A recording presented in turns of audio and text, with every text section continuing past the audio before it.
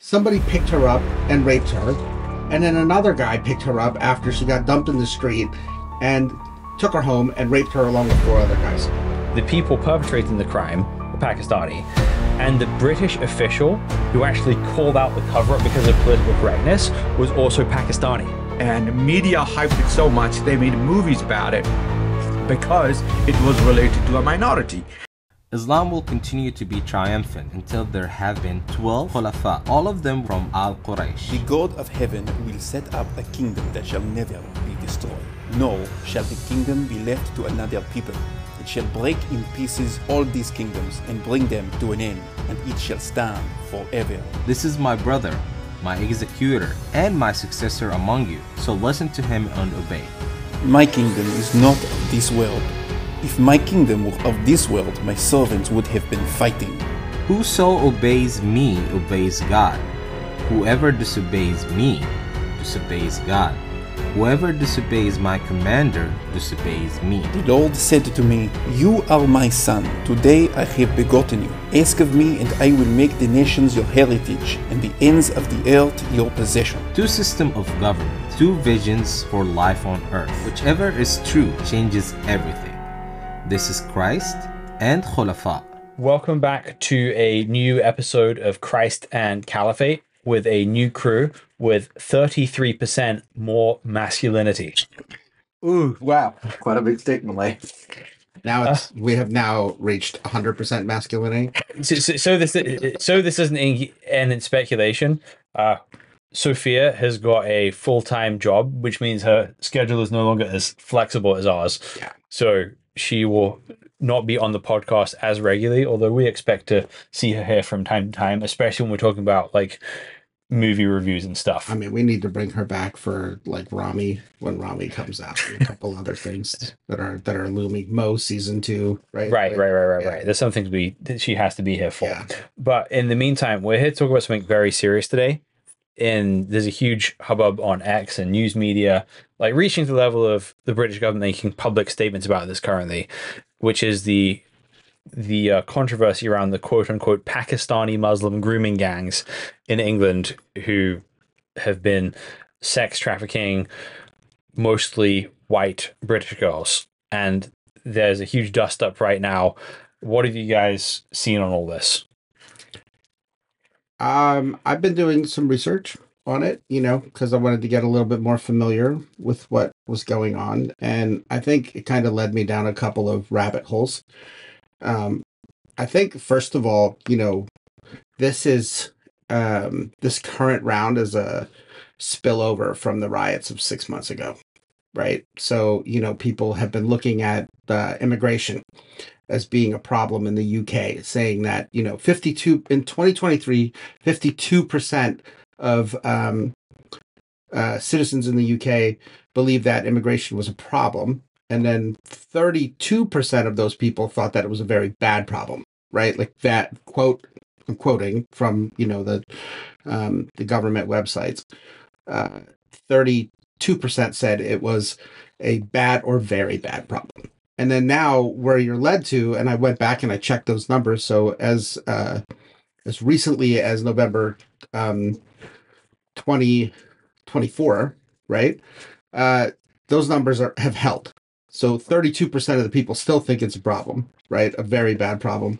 But if you kind of ask those people like other questions that kind of like, prod, from that 52% number, you get to 32% because you start saying like, well, what about like certain kinds of visas, right? Like what about certain kinds of immigration? And the number gets down to 32%. But only 4%, I found this fascinating. Only 4% of the people thought that it affected them in their daily lives. So, that's a kind of like disconnect, right? From where we're at. But when you start like kind of getting into the data of what people are mad about, particularly in terms of this crisis, right?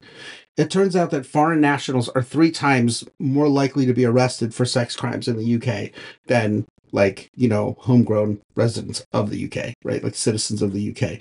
That doesn't necessarily say that like it's all foreign nationals committing all the sex crimes, right? Mhm. Like that's crazy. 3/4 of the other crimes are still committed by residents of the UK, but it's the likelihood of getting arrested for it. And that number is like highest among, say, like, believe it or not, Albanians, even though we're talking about, like, this episode, what happened with Pakistanis. I can confirm, having grown up in England, that there are a lot of awful people in England, and the majority of those awful people are like regular British people. Yeah. There are some awful immigrants too, for sure. Sure. But it's like, it's not only an imported problem, guys. Right. So a lot of people think that this is what's happened, particularly from the riots like 6 months ago, and what's happening now are really like fallout from Brexit. So in 2016, the UK pulled out of the European Union, but just because the people voted for it doesn't mean that the bureaucrats and, like, the government class was completely on board with that agenda. And that kind of leads you to, like, Trump recently getting elected, and I guess you would call it like a in certain countries it's not a red wave, but the idea that people are pushing for more like local control. They want less federal or like oversight from, I guess in England it would be the crown, or parliament or whatever, right? They want like control back in their neighborhoods, and they want more of a say in what's going on, and they're hitting a bureaucracy, and it's causing them problems. So what's this guy, Nazir Afzal, is he took over as prosecutor after Starmer left office, and he is a Muslim of I can't remember where his background is, but Pakistani. he reopened those cases that Starmer just kind of like looked away from, right? And he said, and I'm quoting him, that white professionals' oversensitivity to political correctness and fear of appearing racist may have well contributed to justice being stalled.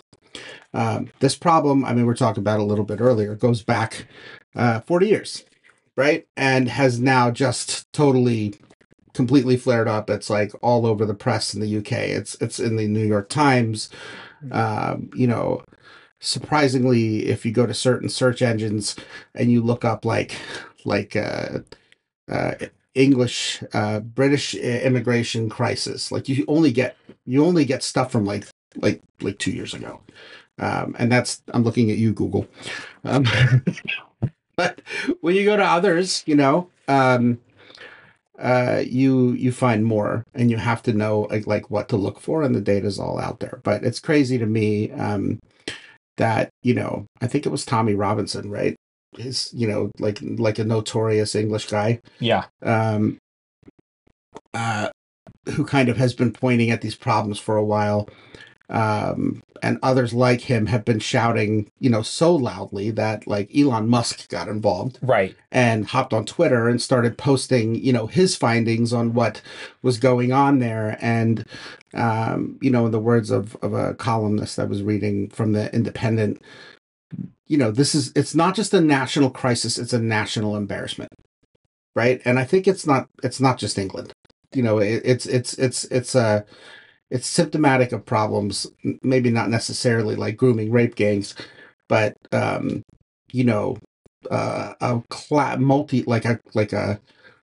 multiculturalism crisis. Yes, correct. This is where the mood is right now. You've had a certain type of multiculturalism promoted by white, liberal, educated secularists who essentially believe that unlimited immigration is a good thing, which is undergirded by a fundamental worldview assumption that the only thing needed to fix the world's problems are money and education.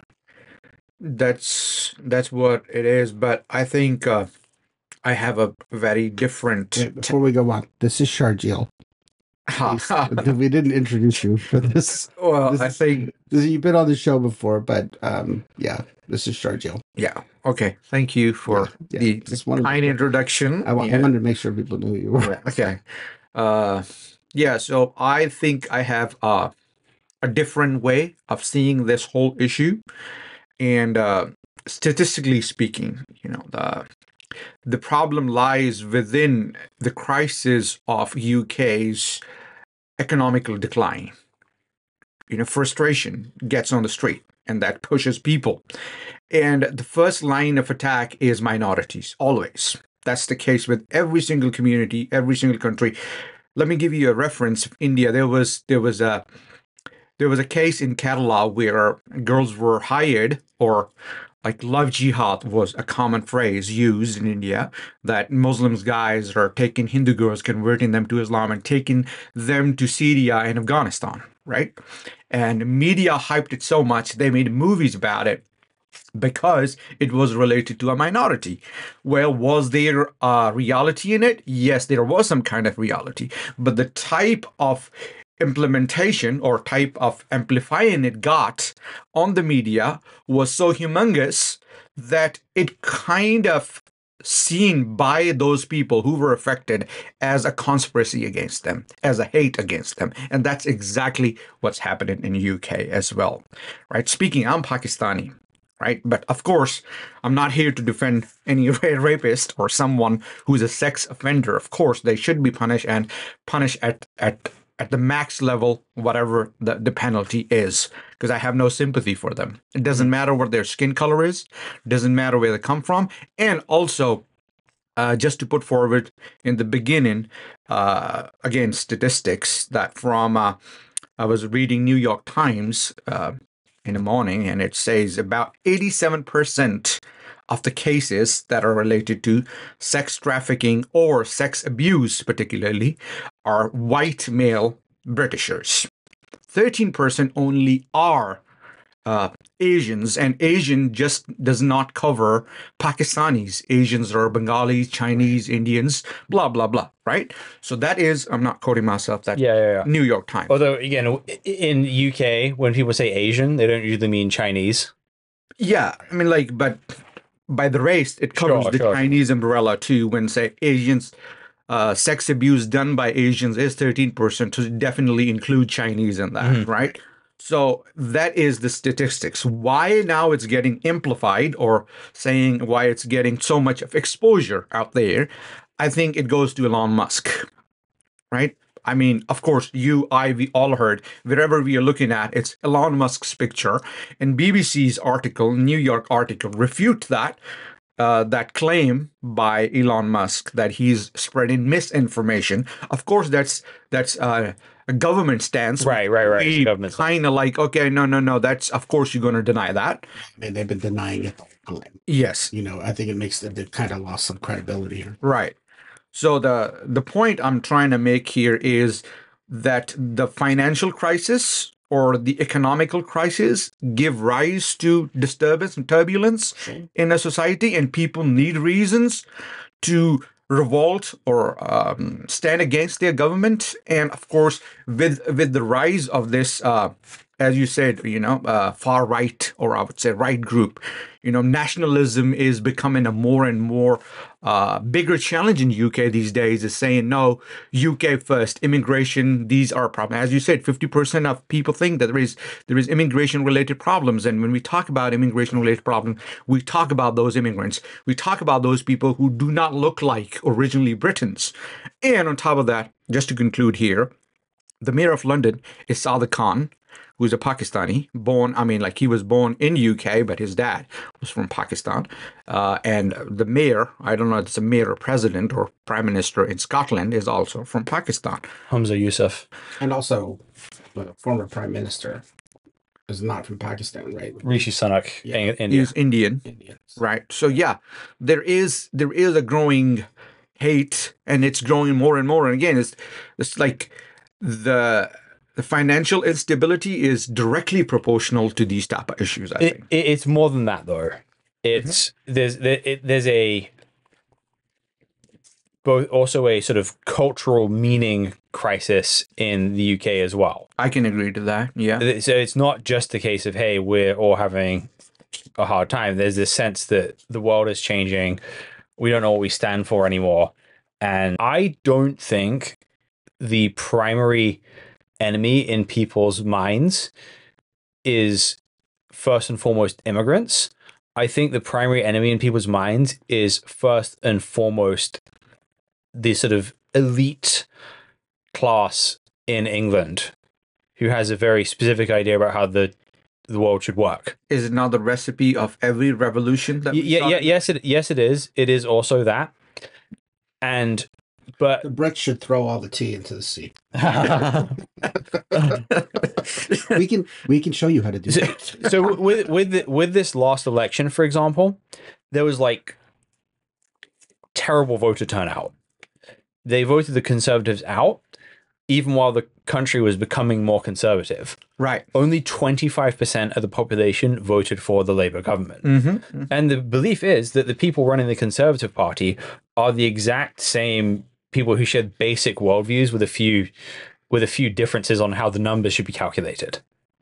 And so it's basically a sort of globalist mindset versus a British nativist mindset.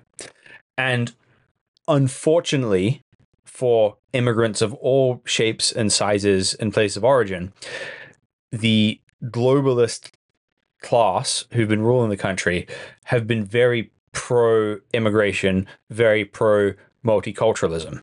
So it's not just a case of as particular hatred of ethnic backgrounds and religions, although that's certainly mixed in there in some ways. It's a disillusionment with a whole program of what's happened. Right. So what I think is happening here, a lot of the Pakistanis that live in England do not like British culture, have no intention of assimilating into British society, and see themselves as agents to fundamentally transform England from within. I actually think that it's important to say that, to kind of zoom out, that it's not just Pakistanis. No, it's not just Pakistanis. So Mohammed Hijab, for example, posted on X that, don't worry, British Muslims, if we keep breeding at the rate we're breeding, we'll be in power in 50 years. Yeah, Muhammad Hijab is the biggest clown out there. I just don't like him, the way he talks and the way his norms and values work. I don't know, man. There's a lot of competition. Andrew Tate just declared his intention. Yes, there you go. There you go. Cross reference. Yeah, you can have them in one room. Andrew Tate, figure it out. Andrew Tate is the Kevin Bacon of the internet. Right? It was like both of those characters are so cringy. They're so not appealing to me. That are so not. It's like brother type of thing. So I think I agree with you and you at the same time that there is, in UK particularly, the Muslim mindset is causing troubles. In my opinion, that particular mindset that, we came in this country and we want our own ways that we brought with us from different parts of the world, and we want to implement our own culture within that culture. Yes, you can have a subculture, but you can't implement your culture on the people who are here for a longer period of time than you. You cannot reverse that culture, right? You have to somehow adjust, just like in the United States. And we have many, many cultures, right? There are subcultures emerge within American culture, right? And that's not the case in UK. And I would also say that the immigration policy of UK is terrible, right? The way they scrutinize or the way they process files, there is no such thing as background checks or something. I don't know. Is there or not? But the amount of, I'm sorry if I offend some Pakistanis from UK, but that is a fact that every other Tom, Dick, and Harry from Pakistan easily go to UK, right? And if you do not filter that who are those immigrants that come into your country, then of course you're going to have people. And again, I think that's the like the calling card of multiculturalism. Right? Like, so, it's this idea that like all cultures operate under the same, kind of value system. And that value system should be the one that we say it is, right? Like a very, liberal, progressive kind of mindset. And they just don't, like people from different places in the world have different values. And I think when you come from, a place like Pakistan has like very traditional values. Conservative. Right. It's a very conservative country. You come from different places like Somalia, or you come from Bangladesh or whatever. Afghanistan, right? Like, there are people there who are very traditional people, and then they come into this kind of multicultural environment, and they reject it.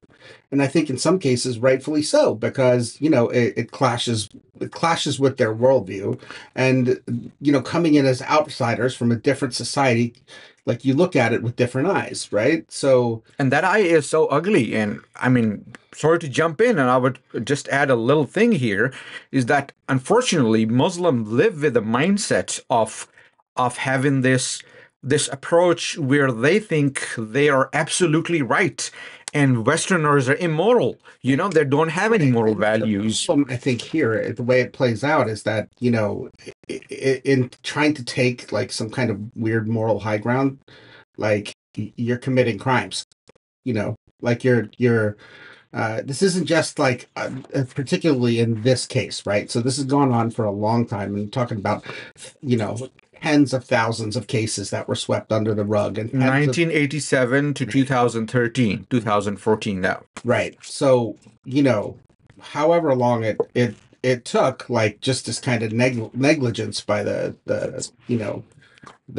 British government, but people are like, well, we can do things that we think are right, even if they say they're crimes, like legally. Yeah. You know what I mean? There has to be something somewhere in the mind of this group of groomers that sits there and says, we're doing what's right. Like, as one story I was just telling you guys in 2006, that this girl was raped 10 times. She was raped 10 times, well, by 10 people in one night. Like, she went to the police station. She said she had been raped. The police officer pushed her away, and then, said, come back when you're sober in the morning with your parents. She got accosted by 2 guys in the police station, and then a third, and then they raped her in their car, right? And then she got out. Somebody picked her up and raped her, and then another guy picked her up after she got dumped in the street and took her home and raped her along with 4 other guys. So insane. It's insane, right? Like, this is insane, but somewhere in the mindset of these people who are committing these crimes, and I'm not just saying it's Muslims, but we are specifically talking about a group of people. Yeah, grooming gang. You know what I mean? Like, we're not talking about like organized gangs, right? We're not talking about, there's a cultural problem here, right? Because none of those people were connected. They were not part of some like group of, like, it's not like the Crips and the Bloods in LA, you know what I mean? Going like, we're sex trafficking people, and they all kind of like have, an affiliation, right? These are just random people who took this girl off the street, and they all did the same thing to her, right? So somewhere, impressed like culturally, there's this awful thing that everyone's looking around saying not everyone, but at least 10 people, right? Yeah. And then, like, if you're going to go back to the Bible for a second, God couldn't spare Sodom, right? Because it didn't have 10 righteous people in it. So, yeah, I mean, you look at problems like that, I don't think it's just a, like a cultural problem or a legal problem or something like that. And, obviously Islam plays a part in it, but you don't find this in every culture either. So what's going on here, I guess, is my question, right? Like, why are we at the point where, because I don't have an answer, you know what I mean? I don't specifically know. I can't put my finger at anything without doing like a general, well, it's Islam, and wagging my finger at it. Mm-hmm. Something's wrong here. Right? Yeah, well, even if you want to include Islam in the mix here, right?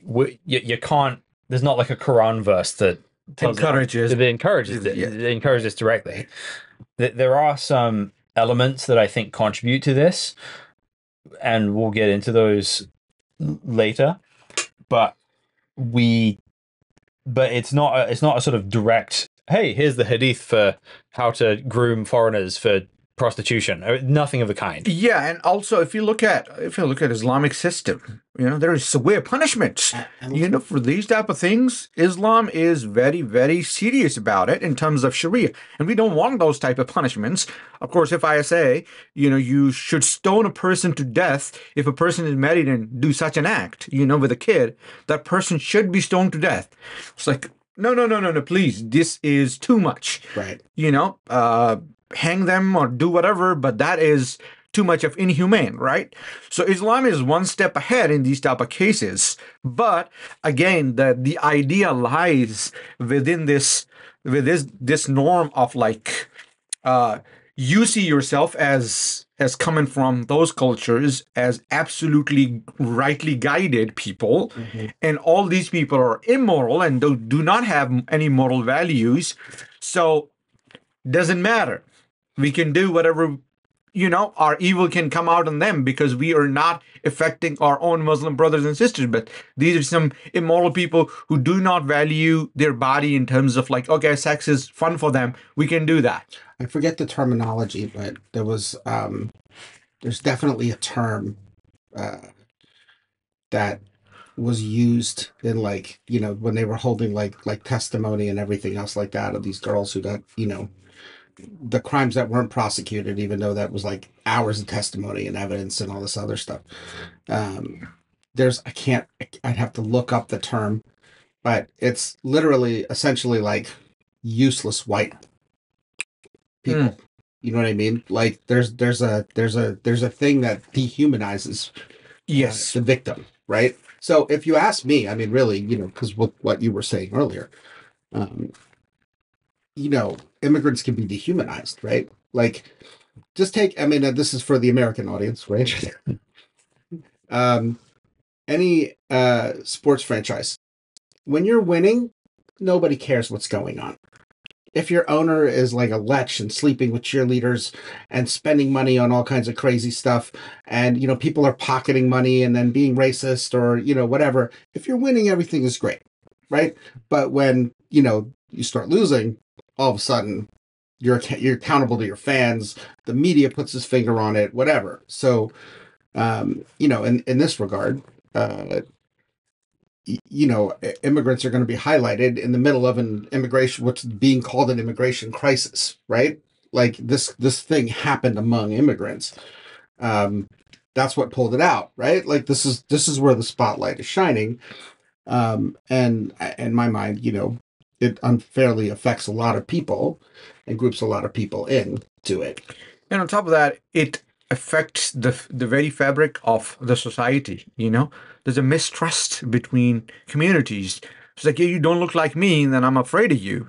Right. And especially if you're a brown guy, I'm double afraid. It's crazy. Pakistanis and Indians have been in the UK forever. I mean, for a long time, right? Like, I'm not English, but, yes, you're in like multiple generations of like native, they're not even Pakistani anymore, really. No, they're British, their parents were British, their children are British, like that kind of thing. I think it's really important for people to consider that almost basically every society on the planet has dregs of society. So, for example, if you're a European that lives in, say, Ibiza or Amsterdam, the main experience you're going to have with British people are binge drinkers and football hooligans. Mm-hmm. And those do really exist in England, and it's almost like a uniquely English problem. Mm-hmm. Like it's kind of a unique to. Sounds a lot like Philadelphia Eagles fans.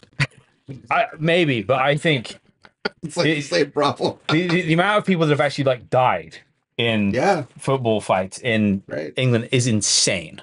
Oh wow, I don't know. It's crazy. So different cultures have different problems, and part of the problem is that both racism and political correctness are not looking at the truth holistically. Yes. So racism is trying to pin collectively the crimes of an entire culture with some of the dregs of that culture. Mm-hmm. Political correctness is saying there is absolutely no correlation between culture and crimes, and if you're saying that there are, then you're a racist for saying that. Yes, I think the liberal point of view is, I would say, 50-60% correct, but again, they are hiding the main aspects. Culture, you cannot simply blame culture for bringing crime. No society raise criminals. No society in the world I at least haven't seen a society where criminals are like encouraged. Hey, we celebrate criminals, except, we say black sales. Except for South Philadelphia. Is that what you're trying to say? Well, Go Birds. actually, I'd argue that lots of cultures raise people with the mindset that it's okay to do bad stuff to other people, right. but it's not okay to do that to our own. I mean, that, No, I think I need more elaboration. Okay, so for go back and like watch Apocalypto. Have you ever seen Apocalypto? Yes, I did. Right. So those are people from the same place, or just taking and enslaving their neighbors, right? Like so for example, one pinpoint of this in British culture, which does not involve any ethnic group. Well, it's kind of an ethnic group, but you have a group called Irish travelers. English people call them gypsies, but they're not like gypsies in the Romany historic gypsy sense. They're people that live in caravans. Mm-hmm. And there is theft whenever these encampments come around from local neighborhoods. They don't steal from each other, but they steal from the local population. We're talking about cult. You're talking about a group of people. You're not talking about community of people, right? I mean, different thing. I kind of would push back on that, because look at that girl, that I talked about. Like, those people were not in a cult. They were not in, like, they were all that was a community thing. Like, yeah, I would say there's a you don't have to just to finish that thought. You don't have to flush an entire community down to say that. I mean, these are people within a community, Yeah, no, my whole point lies on this argument that I have not seen any society in this world that I live in. Of course, there are many, many cultures and societies which deliberately promotes, for example, rapists, right, or haters, or no, hate is common. I would say rapist or stealers or someone that kills people. There is not such thing exists. Everybody says, no, we are the most loving and kind and nice people on this planet, right? Every culture claims that. You go to a mountainous region in India or Pakistan or Bangladesh or Afghanistan or say Somalia, they will say we are the best people in the world. Right? And everybody should adhere to our principles and stuff. So the argument is, yes, there are elements of the society that trigger certain type of things, and that is related to us being perfect and them being not perfect. So we can, enhance on that or kind of like use that. So let me take a little stretch of time here to explain the worldview things that I think are at play here. Okay. So Islamically, nobody is condoning this explicitly, and neither of the Islamic source materials. However, there are a few things in the Islamic source materials which I think are part of the soup, but cannot take the whole blame. Mm-hmm.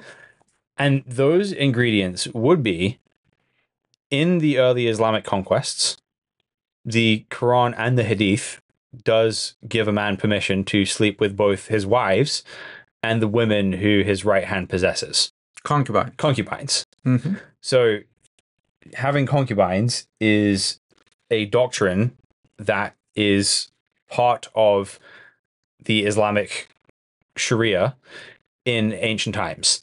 Now, that is how, say, some men in Saudi Arabia will justify assaulting their Filipino maids by appealing to this concubine rule. Now, that's not to say that any Sharia scholar is going to say, oh yeah, that rule does mean you can do this. But people use these things as a way of kind of permitting them to do things that are unsavory. So that's one ingredient in the soup.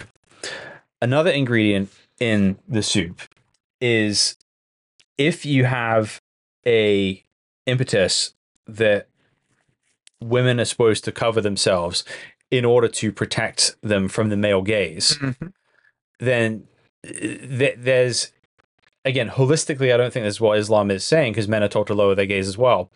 But there's certainly an element of, if you don't cover up, you can't guarantee your protection, and you're in danger if you don't. Yeah, man is more lustful, 10 times more lustful than the woman. So woman, the responsibility of covering and protecting herself is on women. Now, people may within Islam. Yes, exactly. Yeah, no, people, Muslims will argue, and I think our next podcast guest will argue against that. That's a legit interpretation of the sources. But either way, there are people that believe that.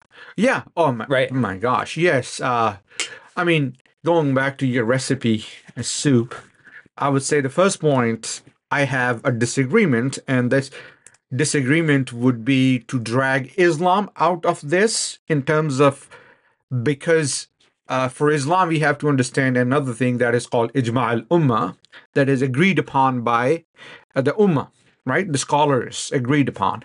And concubine is long dead by Ijma' al-Ummah, that you cannot have no more concubines.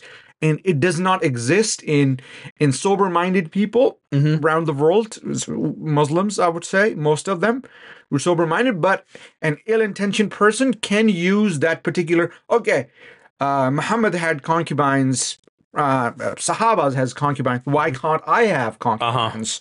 Right? So that is a personal interpretation or personal usage of their ill intention. And I think that is not just Islam. We have seen that in many other religions as well.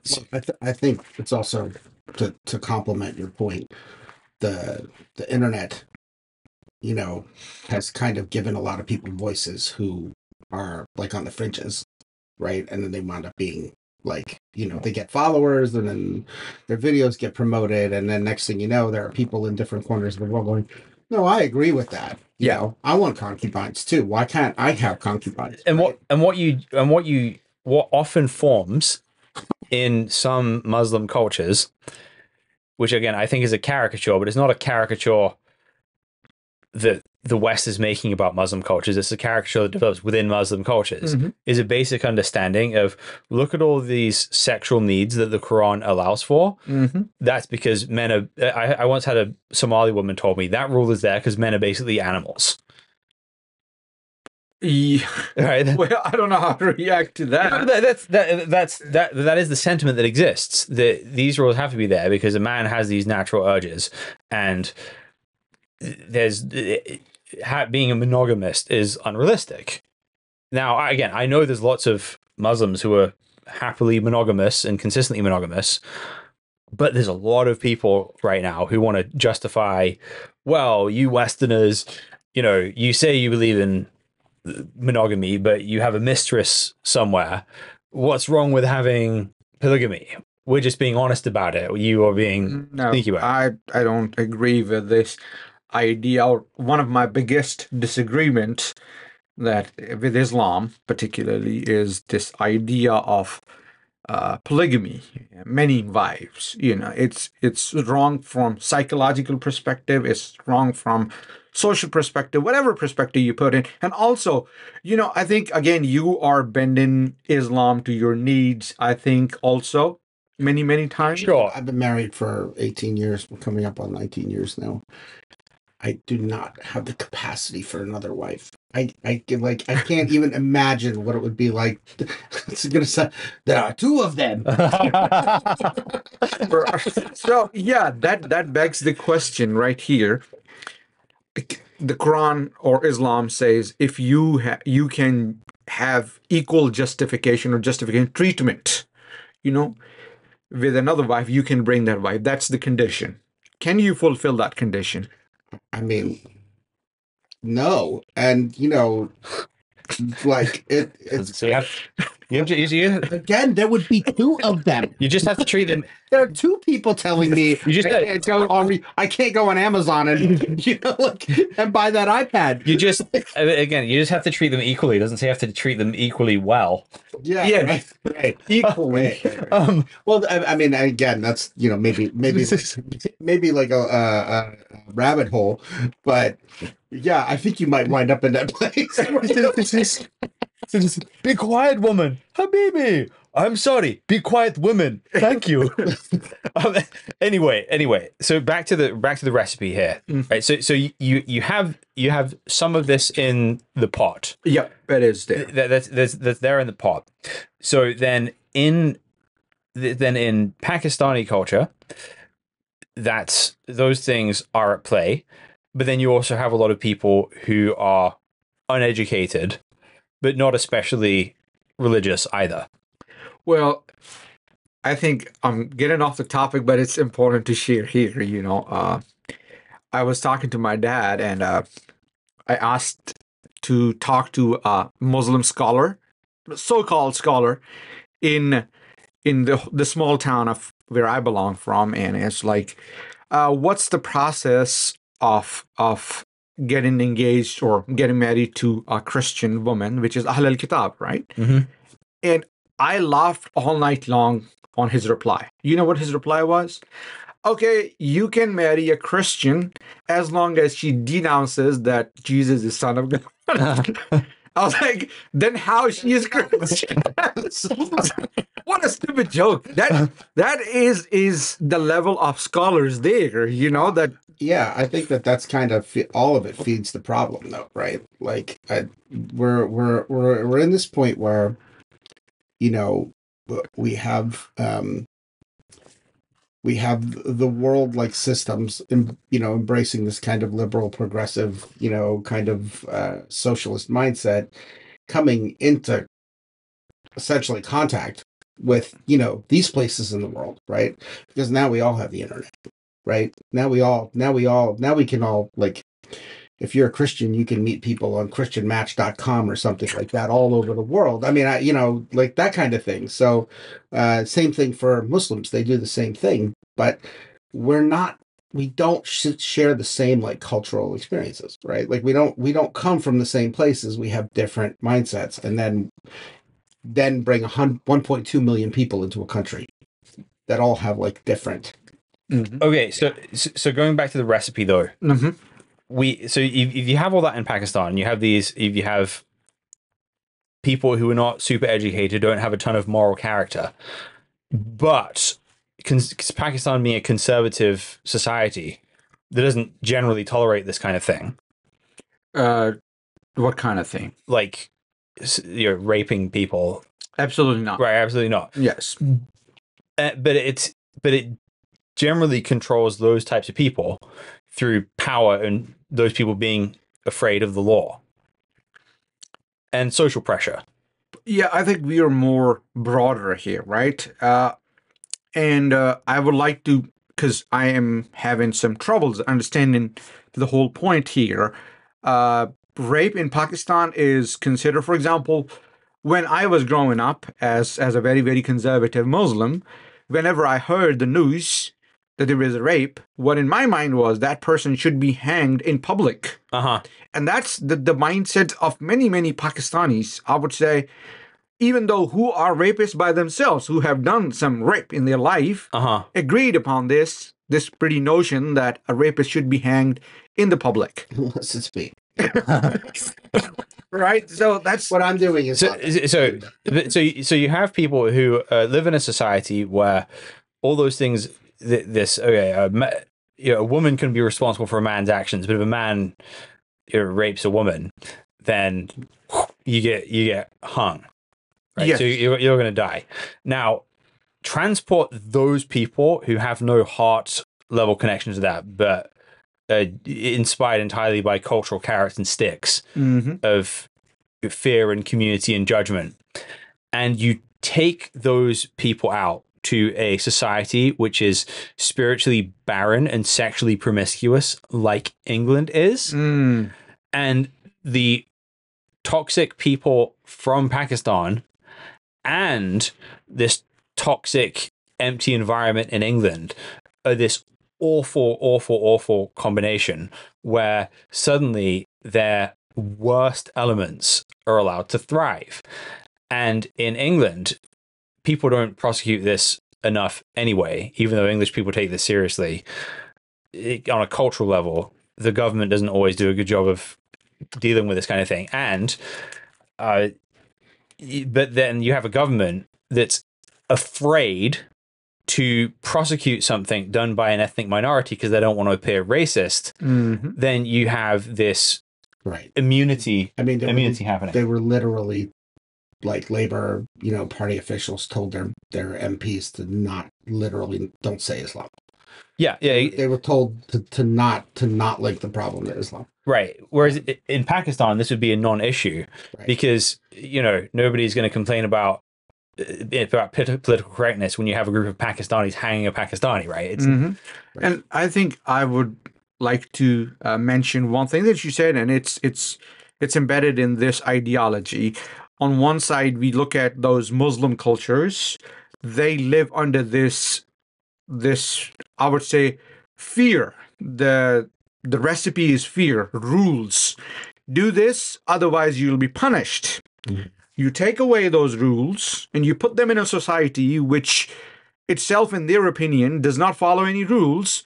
So the monster come out of them. All those lustful desires that they always hide because they were under the system and there was penalties for their actions. Now all of a sudden it's like a free country. Yeah. Around a bunch of people that you dehumanize anyway. Yes. Right. So that's like a powder keg. Yep. There you go. That's the point. But again, going back to this, if I think if UK was a Christian country and with Christian principles, I think those men or those lustful men would be under hard scrutiny. Then there is null and void nothing, It's like you have an open ground to play. Let's do it. Yeah, I think if England was a more Christian country, at least in the historic sense, not that British Christians would have the backbone for this right now, but essentially what you'd have is you'd have this be a capital crime. Yeah. Like I was reading through the sentencing that these guys got, and one guy got 25 years, and most of them were in jail for 5 to 10 years. That's ridiculous. Isn't it embarrassing? This should be a capital crime. Yeah. And right. And then again, just to make sure we're talking about who the victims are.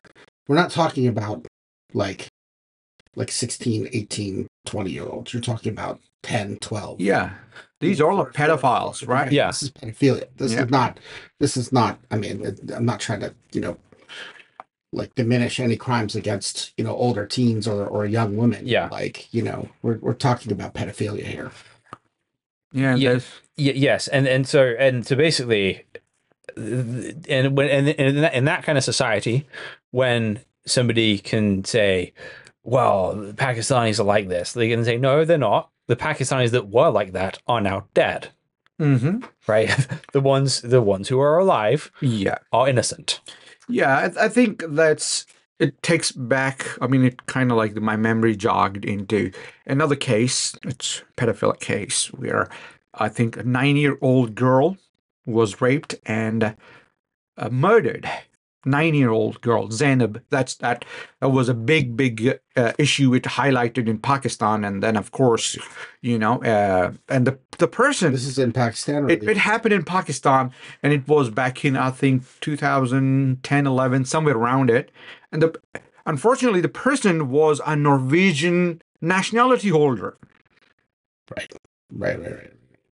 Right. So I don't know what's wrong with the Europe here, but. Well, yeah, and it's a huge problem in somewhere like Cambodia that you have it attracts a lot of these, shady people from the West who go to places like Cambodia and Thailand for prostitution, like underage prostitution specifically. Oh gosh. So my take on all of this, just shortly, is, the ideals that are embraced in Europe don't actually Europe.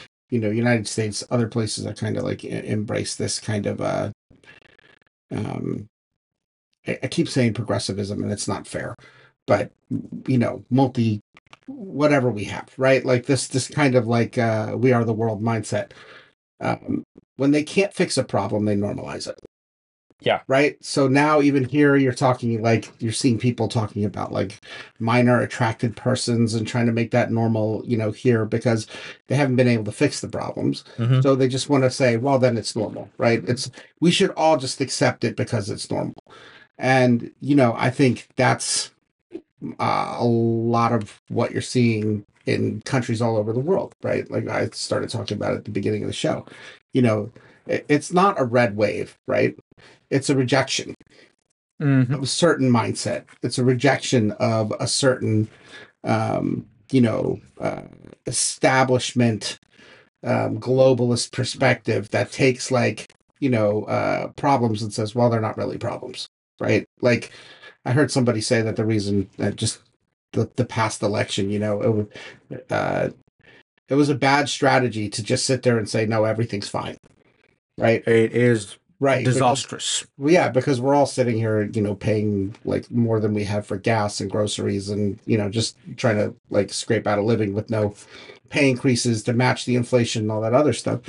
And I think to sit there and look at a whole like group of people and say, no, it's not as bad as you think it is, right? Or to just kind of sweep it under the rug and diminish the problem is what people are getting sick of everywhere. Like it just happened in Canada. Trudeau had to step down because people, I'm not super familiar with Canadian politics, but it's general. People they don't like to be told that their problems aren't real, Yes. right? I think there is, on a global scale, there is a wave of I won't call it a nationalism, because that nationalism include all those. Yeah, because I don't actually think it's nationalism. People are saying, I mean, right here in America, they said like make America great again, and whatever. But in Canada, they're not going make Canada great again, right? Like in the UK, there might be a set. I think people just want normalcy, right? They want to be heard, and they want to be perceived as like Stop gaslighting me and telling me my problems are not my problems. So my take on this is that if we're not able to have a rational conversation about things like this, then there will be an irrational one. Yes. And right now we're in the irrational one. Exactly. Because there was not a rational one earlier. Right. So wait. So let me ask you a question. How do we have like a rational conversation? So I know in the UK, like if Christianity is like verboten, you know what I mean? It's very looked down upon, and if you were to, like say some certain things on social media or whatever, you would get locked up, right? Like the chief of London said that he was going to lock up people who violated England's social media laws. And I feel like that also happens to Christians who are saying things like, I don't like this, or people who at least have like I would identify as a Christian, whether or not they're Christians. I'm not vouching for what they say. I'm just saying, how do you have a conversation like this? I think ultimately, usually if Christians have been arrested by British law for things, the law has actually usually come out on their side in allowing what they're going to say, even if there's like a long court process. And I think fundamentally, this is an important time for Christians to step up and be a rational voice in a time of irrationality. And you need to stand up, you need to speak the whole truth and not be intimidated by the whole truth, which is difficult because speaking the whole truth is likely to make you unpopular on the right and on the left right now. And also, I would like to clear up some dust here when we talk about Christianity, right? The perception on the other side is when these religious people will take over, then there is no place for us, which is absolutely not right, which is a propaganda. I think that is portrayed or that is put forward by these liberal groups, that if Christianity, for example, let's say Tomato, there's a Christian rise in UK, and then there's Christian government. I mean, of course, in Christianity, there is a separation of state and religion, but again, derived from the Christian law, then those minorities believe that they will be living under severe persecution because their mindset, again, comes from their own understanding of their culture where they persecute minorities themselves, right? But that is not the principle of Christianity. Would you elaborate, me particularly, or because on like how, if we see UK as a Christian country, where those minorities are standing? Yeah, so basically, all throughout the Bible, there is a commandment to love and welcome foreigners. Now, that's not to say there can't be any immigration laws or anything like that, but the people that Actually, if you were to delve deeper into the Bible where those verses come from, there are definitely laws, sure, right? They're definitely like, the things for the foreigner and things for the native born, right? sure, Yeah. but for most of the laws, it's one rule for the native and one rule for the foreigner, and the Jews were commanded to love the foreigner among them, and to treat him functionally as an equal in the land. The kingdom of God, when Jesus was on, But don't worship their gods. don't worship their gods. Yeah. When Jesus was on trial, he was, he told the Roman governor, if my kingdom was of this world, my servants would pick up swords and be fighting, then I might not be delivered over to the Jews, but my kingdom is not of this world. Meaning that Christianity has an impact on laws and culture and everything, but it does not spread through coercion. So Christians should have a firm sense of truth and morality and the ability to call out evil wherever they see it. But we should never conflate that with people with, like, where somebody's born. Mm-hmm. Like, as Christians, we actually have to treat people as individuals. Mm-hmm. And that's what the Bible teaches us, to see people as individuals. And then, again, that doesn't mean that people can't have cultural traits or problems to overcome, but ultimately we have to treat people as individuals, meaning we treat someone as innocent until proven guilty. Mm-hmm. Now, as law is affected, there may be certain things that we enforce. So, for example, that's enforced in the West right now, kind of, would be monogamy over polygamy. Mm-hmm. So England and America do not allow a man to have multiple wives, Mhm. for example. So a Muslim who was monogamous and a productive member of society could absolutely come and live in a sort of Christian England or America and be part of things and be free to worship within certain parameters, which would be legal monogamy, for example. Right. So if you have a guy who wants to move here with all four of his wives, that cannot happen because you can't be a polygamist in the UK. And I actually think a country that generally does a good job of having a hard line with clear delineated laws is Dubai. There was just a dust up right now of with a Western woman who was mocking a Muslim woman for the way she was dressed in a restaurant in Dubai, and she gets arrested for that. Because, no, I'm not saying that's the exact right law to have. What I'm saying is, when you go to the UAE, you know what the deal is. Yep. And You signed up for it. exactly. Mm-hmm. So in Christian nations, people who are coming should know what the deal is clearly and sign up for it. And as long as you've done that, then there's a great deal of freedom and liberty there to critique Christianity. And Well, that begs the question that, okay, let's be fair here and give the other party a chance. We're talking about two major religions in the world, right? Islam and Christianity. If you replace that notion with Islam, how UK in your mind, and of course, from American perspective, how do you see that? For example, we talked about religious system. We said Christianity. Now let's replace it with Islam so that it gives our audience and a comparison, like what a life looked like with these two religions in place, what the difference is. Because for some liberals, it's just religion, but it's not just religion. right? Right. So I just wanted to hear your thoughts on like how you see that in play. Well, I think it's important to talk about a classical Islamic state versus somewhere like Dubai, for example. Mm-hmm.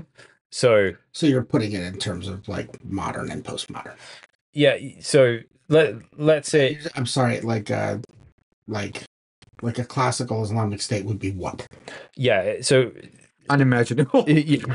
Yeah, well, I mean, are we talking about a caliphate in the in the 800s, or what are we talking about? let's not even go that far. Let's just talk about an Islamic nation state which is trying to generally use the rules of Sunni jurisprudence, Mm-hmm. for example.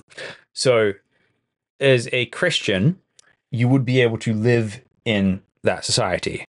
There's rules for that where you pay the jizya and you're allowed to kind of keep your religion. Depending on exactly the interpretation of the Sharia is going to depend on what else you can do. So, for example, in the Pact of Omar, Christians are not allowed to build new churches or repair existing churches which start to break.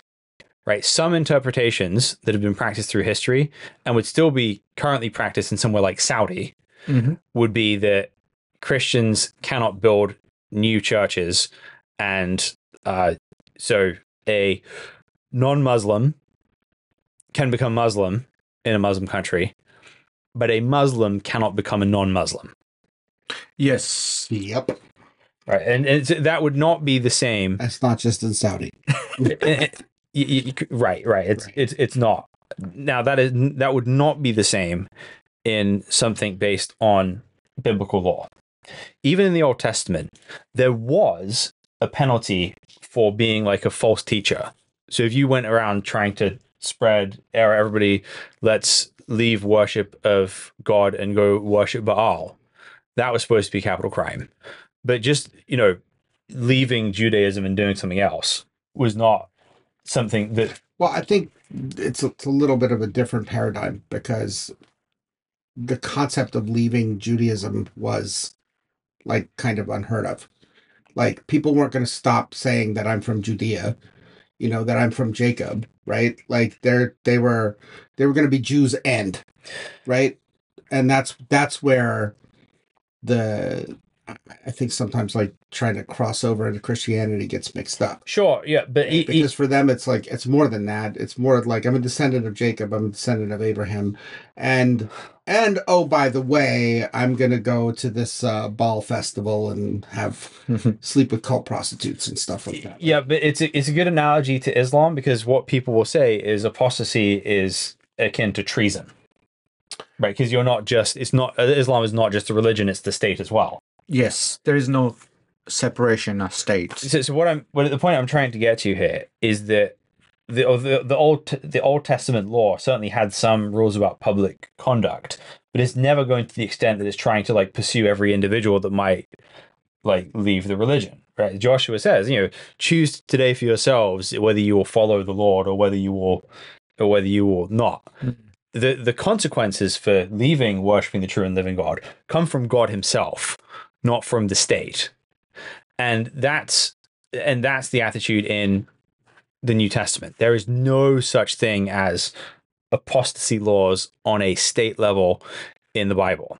There is a sense of, if somebody leaves, their soul is in danger, but not their life from Christians. Right. So any attempt to kind of enforce a kind of apostasy law is foreign to Christianity, but is well at place in classical Islamic law. Now, that would not be practiced in somewhere like Dubai, or at least not on any kind of like serious scale. I mean, like let's not get mixed into that Dubai as an Islamic country. Right. Yes, it's not Islamic country. Some of its laws are derived from Islam. Right. Yes, because that is a culture. Right. So they just sugarcoat that with the Islamic narrative or idea, but like the system is I think the Western system is applied with the fusion of Islamic culture. So that's exactly what is there. But again, if you ask me, James, I would say I would prefer 100 times, even though coming from living in Pakistan, an Islamic country, so-called, I would prefer to live in a Christian country over a country where there is an Islamic system. Because there are so many things in Islamic system that are troublesome. And of course, most of the Muslims are trying to implement that system that is 1400 years old to this modern world. Right? That is, Well, I mean, the same argument could be made by, people who would argue against the Bible, right?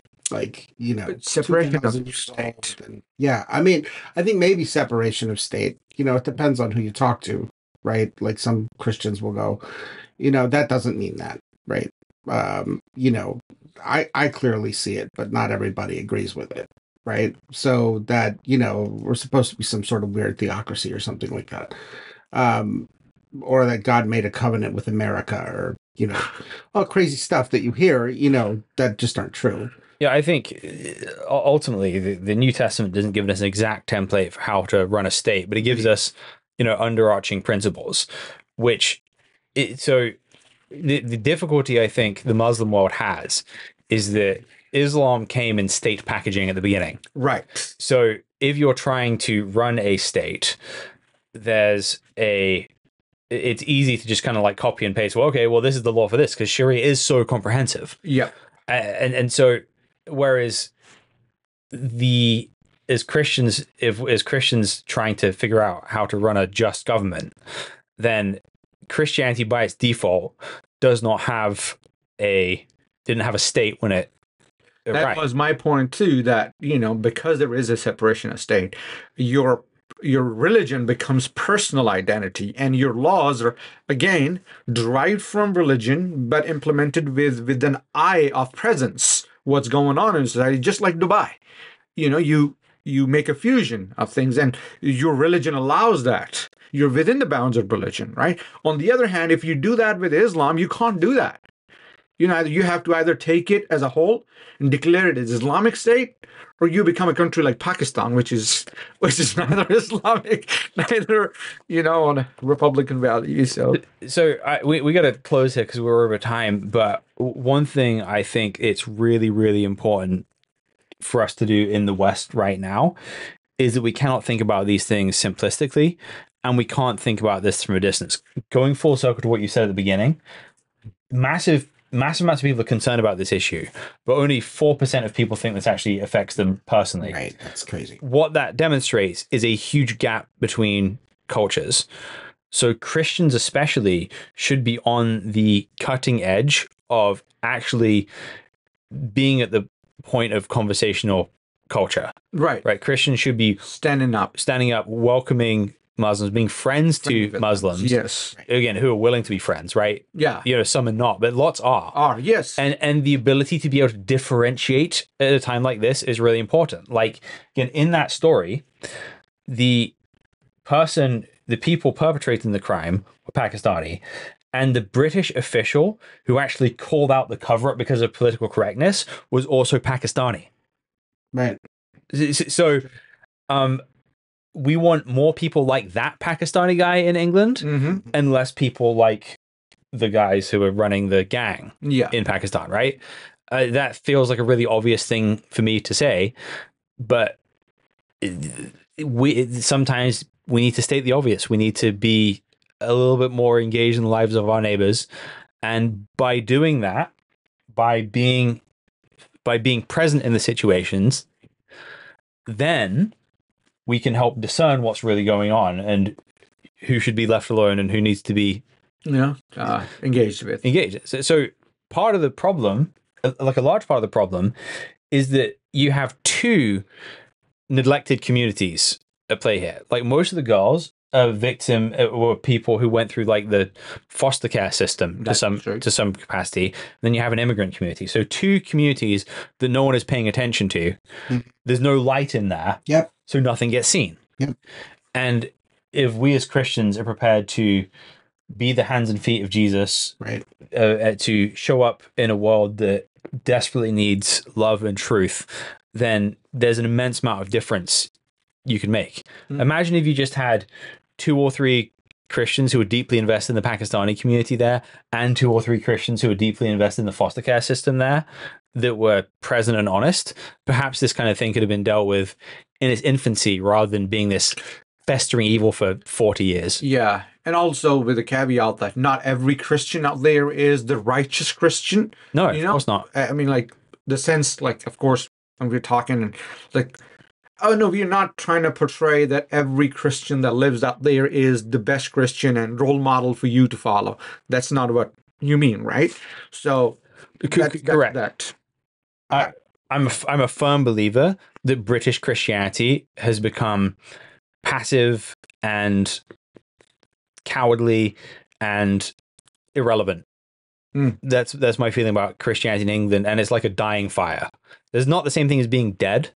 There are some truly great men and women in England who are doing good things, but there is a lot of work to do, right? So that's why my address is to Christians, not because I think, hey, we Christians are the good guys and Muslims are the bad guys, but because Christians are my people, and I am troubled by the lack of action and engagement I see coming from my own people. I see. Yeah, I mean, just as a parting thing, one thing we do with Almeida is we facilitate those conversations. You know, if you've made it this far into the podcast, I joined the Almeida Initiative because we could have these conversations, right? Like, we could have conversations with people who are outside of our comfort group, and Islam is a big issue in the world, right? It's a huge. I mean, outside of the fact that I was raised in it,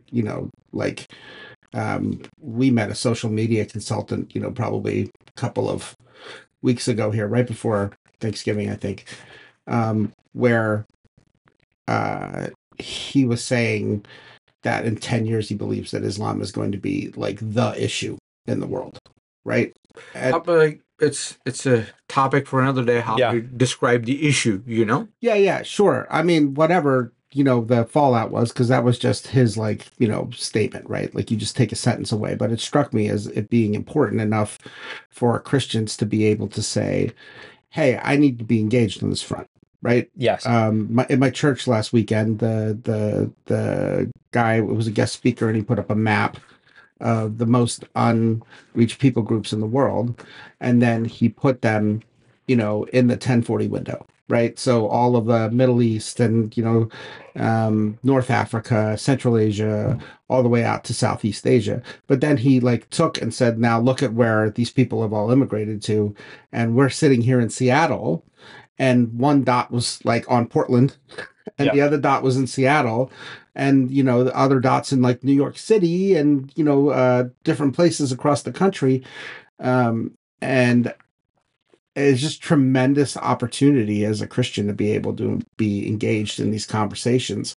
Yes. So you can reach out to us, but not specifically us. There are a lot of organizations out there that are trying to. Or you can just go do it. Yeah, or you can just go do it, right? I all think you need is to step up. That's it, right? Right. And again, part of the problem in this is that every different culture has their own set of problems that we need to deal with. Like here, for example, in somewhere like Seattle, we have a very inhospitable, isolated culture where people aren't connected to each other. And by having conversations with each other without the need to be defensive about talking about different cultures having different problems, we can actually learn from each other, and we can actually improve both of our cultures through the conversation. Yeah, and then if you were a Christian and you did engage, Muslims, particularly here in the States, but in different places, you would hear from them directly that what's happening in England is abhorrent. Yes. Right. You would look at that. They would hear from them and be like, this is, my relatives. And just one more thought here. People always say, well, where are the Muslim leaders condemning this? But here's my question for you. You're asking, where are the Muslim leaders who are condemning this? Where would you even look to find if Muslim leaders were condemning this or not. MuslimLeaders.com. Oh yeah, right. It's like how would you even be dialed into that to understand whether those people's voices are being heard or not? Yeah. Right. That's something I don't think people talk about enough. Sure. But speaking of talking, we've talked for too long today, guys. Thanks for listening to the Christ and Caliphate podcast. We will see you next time.